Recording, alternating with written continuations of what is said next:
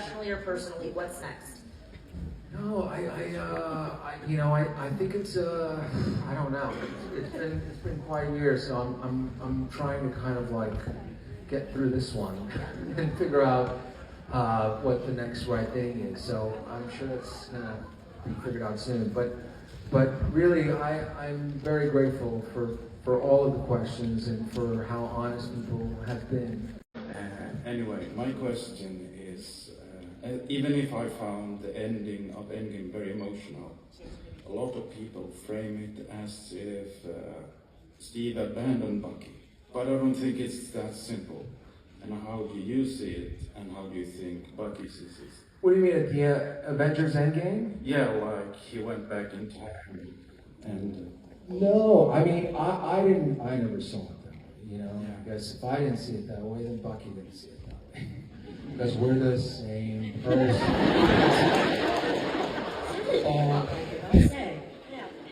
Look, David. I just wanted to say your name.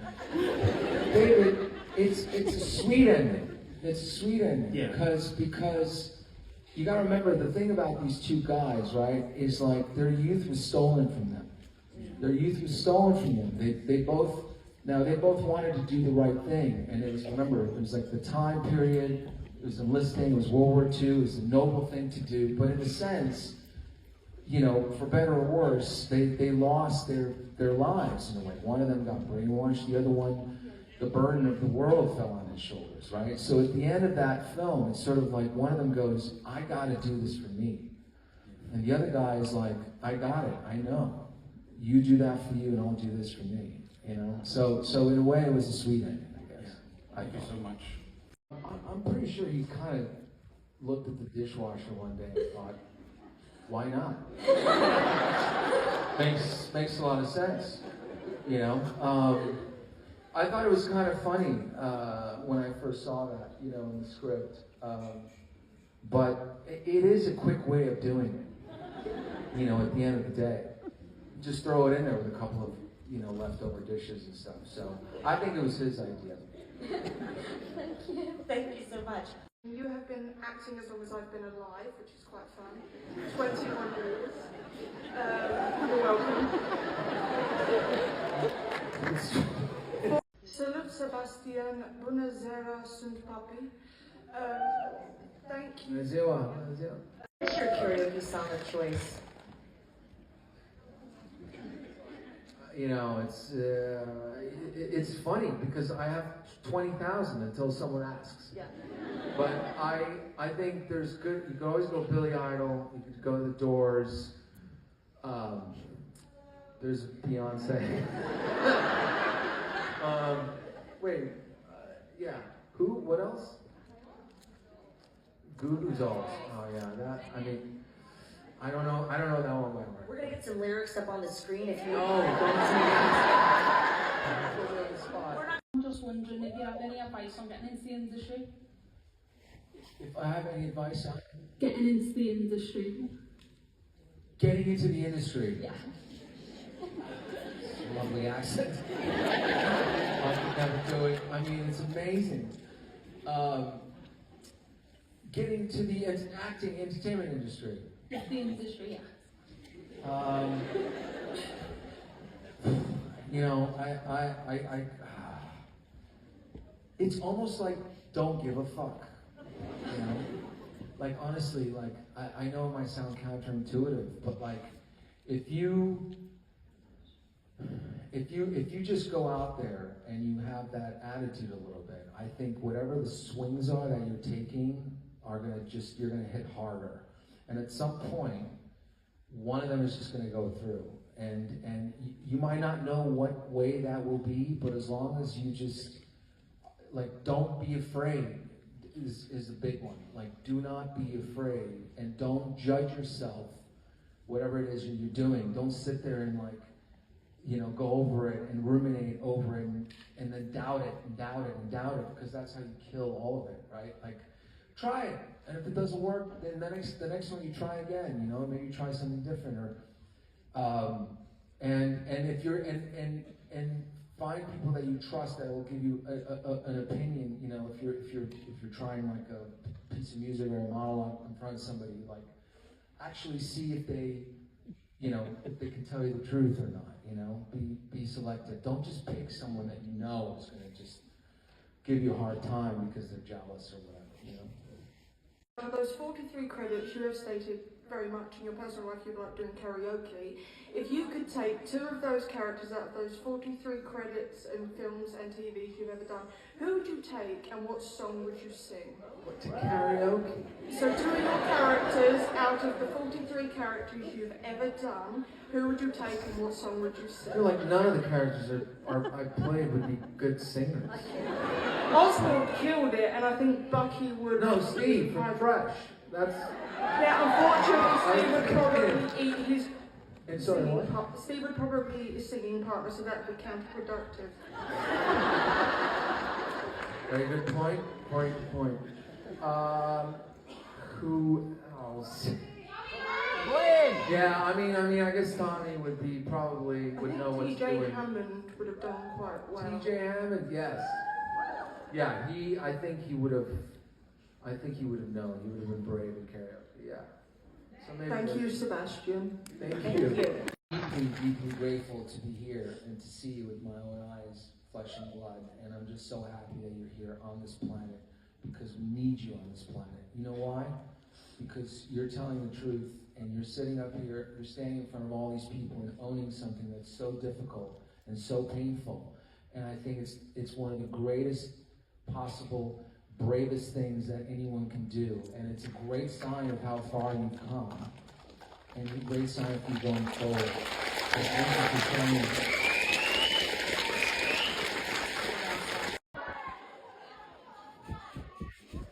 Once upon a time in New York City, there was fashion, and what was it, like head bandanas? That was a big thing. I believe that we all come into this life as creatives, like children are the most creative. I mean, Jack over there, the pilot, you know, he came, he told me he flew a plane. And then I said, how was your flight? He said, fine, my engine went off. I was like, I want to be Jack. Because he's dreaming. He doesn't, he's free. You know what I mean?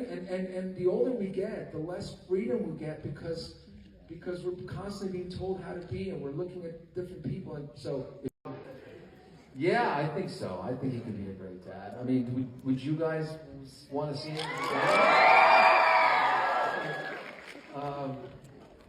Yeah.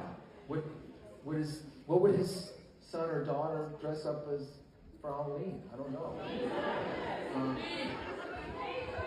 Captain America, exactly. I know. Iron Man, exactly. That would be, yeah, exactly. Plenty of choices. Yeah, I think so. Jack. Why not?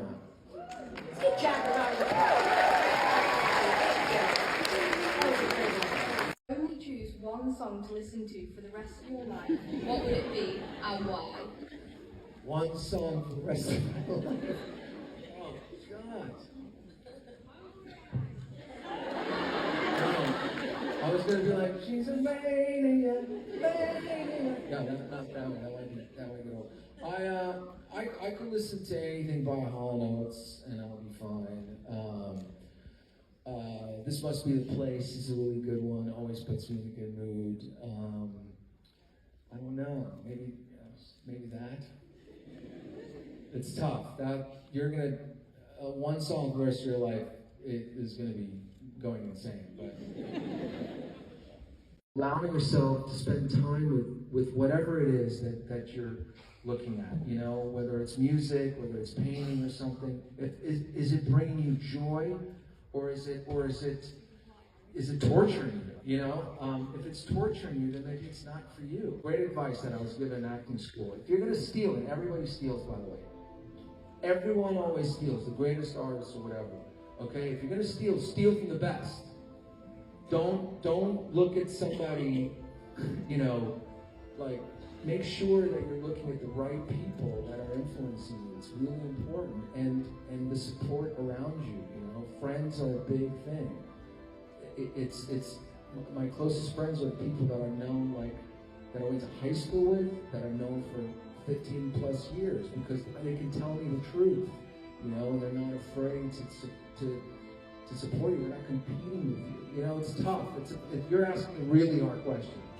But you know, resilience comes from inside, and not being afraid to just accept the things that are like different about you, and accept the things that you're not like everybody else, and that's fine. That actually is your way. So go down that way, not the way that everyone else is going. Thank you. You've been a huge inspiration to me and many others. Oh, bless you. Sorry for crying, this is the best moment of my life. My question is, if you could go back and film a prequel to any film for any character you've ever done, what would it be? If I go back to any character, any film. In film a prequel for it. Oh, prequel. I mean, we could probably do with a prequel. We could do with a prequel before Captain America: First Avenger. So we could really like learn maybe more about like their friendship, their relationship, you know? I don't know. Or we could even do a prequel before Captain America: Winter Soldier, where we're actually seeing what happened, you know, with him, because we've never really explored that as much. You know, we always see him towards the very end of his Winter Soldier arc, but when he had this other double life, you know, where, I don't know, he taught like Black Widow how to be Black Widow. I mean, that might be interesting to see. Again, if you guys are interested, we'll see. Are you interested? Watching Anthony Mackie like sort of do anything is pretty epic, you know. I remember one time he was fighting George. Was he fighting George Pierre? Yeah, in the TV show, and he goes, "George Pierre just really hit me for real." And I was like, well, you know, I wonder why. You know, look, I mean, anytime, God, I'm trying to think, there's been a lot of, you know, we always had a good time, even with the stunts. I think everybody had a good time. I mean, Paul Bettany, watching Paul Bettany in the morning get ready for Vision was pretty funny. Like, that takes a long time, you know. If I could bring any two people back In the Marvel movies, who would it be in life? that are gone, is anyone gone? Really?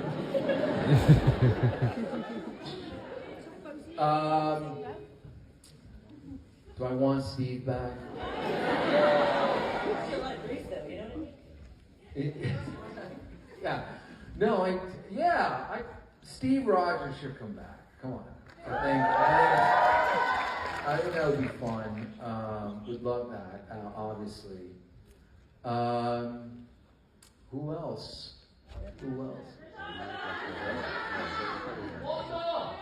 Natasha, obviously.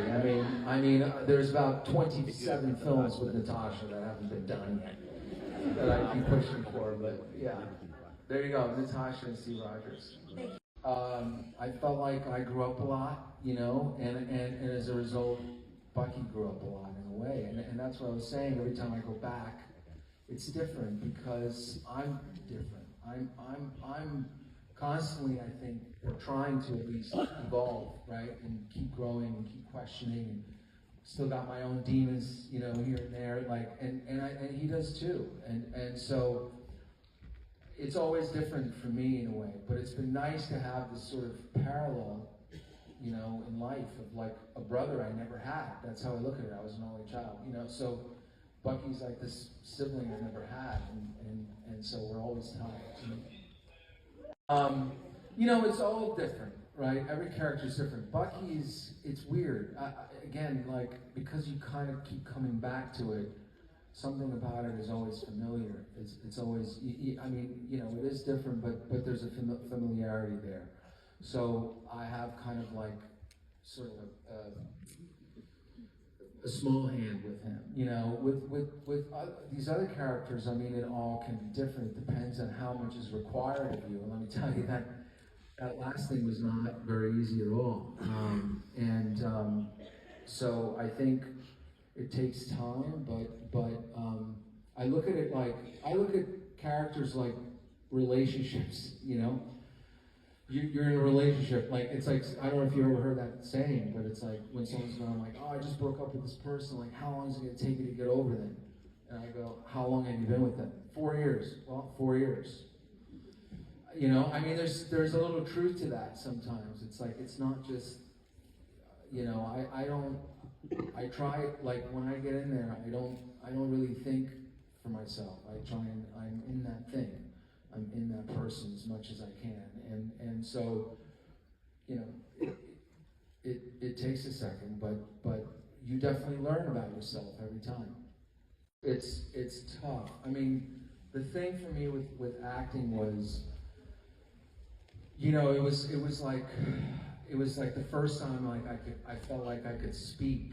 I don't know how else to describe it. Like, my mom was trying to get me into acting when I was really little, and I didn't want to do it, you know. So even if you see your little ones like, kind of like they might have the bug or something, let them discover it. I think because it will feel like it's their own, you know. And so I was allowed to discover it, and then as soon as I did, I couldn't stop thinking about it. Nothing brought me more joy. No sport, no, you know, like instrument. No, it was just what I really had fun, and it has to start with that. You know, I was having fun before I was looking at what other actors were doing. You know, I wasn't comparing myself to anybody. You're living in a world now where you're consistently always comparing yourselves to a million people you're seeing on your phones. You know, you have to be careful with that, because you have to ask yourself, is this really for me, or is this because I'm seeing this person I look at, or I'm jealous of, or I'm envy, or whatever. You know, is this something that gives you freedom? And we're so easily judged. I mean, who isn't a Beatles fan? It's unbelievable what these men have done. They changed music. It's really, I didn't leave the hotel here, so I haven't even gone around Liverpool. I really wanted to see where they've been, or what, you know, the whole history. They're making 4 movies, I think, right? I mean, it's going to be pretty wild. So, yes. I've been thinking a lot about that West End lately, to be honest. And somebody had asked me a couple times about it. Yeah, and I think I'm going to figure out a way, because you're taking more risks on the West End than on Broadway. There's more nuance and originality, I feel. So I would be excited about the West End. You know, I'm always looking for something, you know, to do. It's all about the time period and who you're doing it with. You know, it's like, if you're going to be with that person or those, you know, that company for 4 months or whatever, it's important. But if you got any ideas, you know, even for me and Chris Evans, just email our representatives, and maybe we'll make it happen. But yeah, whole West End would be great. You know, I don't even know if I know what constitutes as metal now. I mean, you know, I remember when I was in high school, I used to love like Tool, that band, and Offspring. What else? Is that metal? It's not metal. Metallica, of course. I mean, they're great. But I was more like, you know, into Motley Crue. That's not metal. But I really, I felt pretty good in this movie, because I've really been around compared to a lot of the other people in this film. And so, like, I felt like I got some seniority with the stunts, you know, like they let me do a lot of stuff. Obviously, the motorcycle was really tricky, you know, so that was really tricky, very specific parts. But some of the things you haven't seen in the trailer, you know, like I was able to do, and I always loved it, you know. But as you get older, it definitely hurts. I loved you in Hot Tub Time Machine, so my question is related to Hot Tub Time Machine. When you're reading the script, what did you think? Because it went completely bizarre near the end. What was your opinion while reading it? On that film? Yeah.